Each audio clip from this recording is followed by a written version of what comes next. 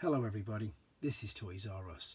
For this special figure showcase, we're going to be looking at one of the original first released Autobots, Sideswipe. What we're going to do with this video, we're going to have a quick look at him in both of his modes. I'm going to show you things that you need to be aware of if you have to purchase him one for yourself. I'm going to show you the accessories that come with him. And as I'm lucky enough to have a couple of different types of packaging, we'll have a look at the artwork on the back of both of them. I want to thank everybody for all their ideas and suggestions coming in on these videos. So for those of you who are new, if you'd just like to give me a subscription and drop a comment, what I tend to do is exactly this. I give you a showcase of the figure rather than a review, and I get to show you the figure in both modes, and again, just, the boxes, so you can decide how you want to display them. Let's get started then. Here we are, 1984, Series 1 Autobot Sideswipe. As I said, released as one of the first part of the first wave of Transformers back in 1984. Very popular character, used a lot in the cartoon and in the comic books, and also a very popular toy. Probably due to this alternate mode, so we'll have a look at that first.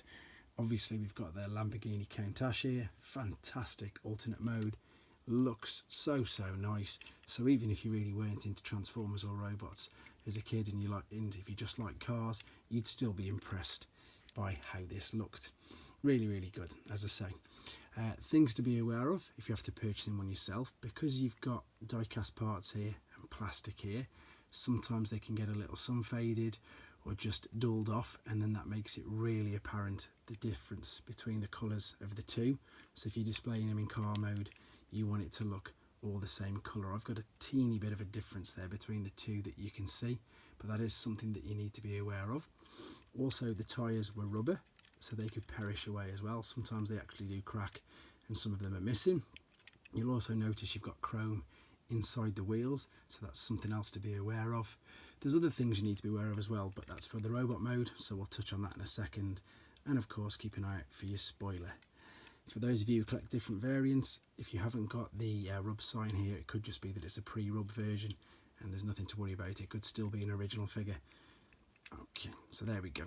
There is the alternate mode. So here's the robot mode. Quite an impressive robot mode. Looks really good. I think displays fantastically. You've got some chrome on his toes and his forearms to be aware of. There isn't much articulation with it being a really old figure.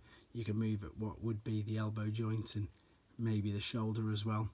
Legs have got no articulation in them at all, but he does stand, and he does stand really well. So I've already mentioned the chrome to be aware of. You've got white legs and a little bit of the white torso there. That can obviously get sun faded, so be aware of that. The accessories, he comes with this particular, let's see if it'll focus. I'll try and get a better picture of that in a minute. Here we go. I'll move everything from behind. Apologies, there we go. I've got the light on so you can see. There is his blaster.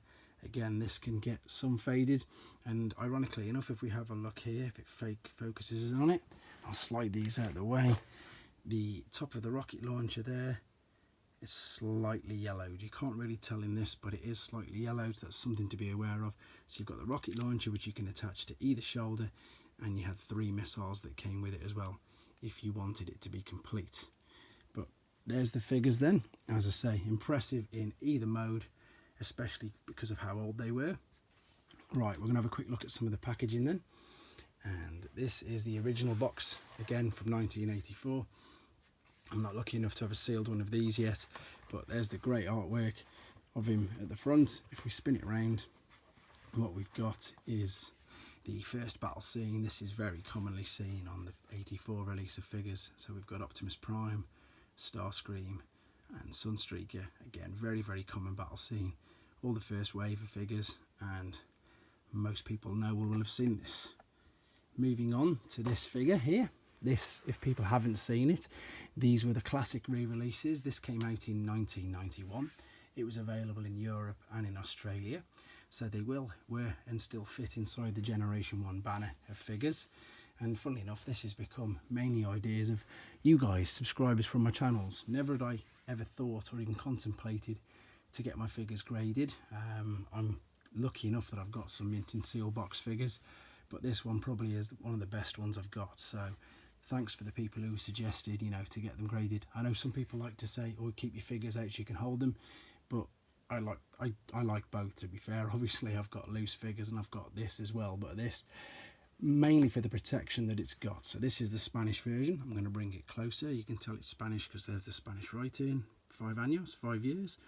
And there you are, Más allá de la imaginación. That's probably terrible Spanish, but there you go. So this was, as I say, officially released, still part of the Generation 1 banner. Great box, no flap crease whatsoever.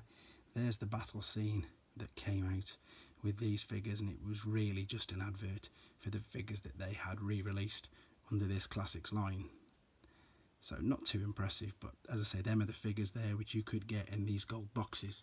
For the people who want to know or are interested, this is a AFA 85, so it is, as I say, one of the best pieces I've got, and thank you to everybody who gave me the idea to actually get them graded.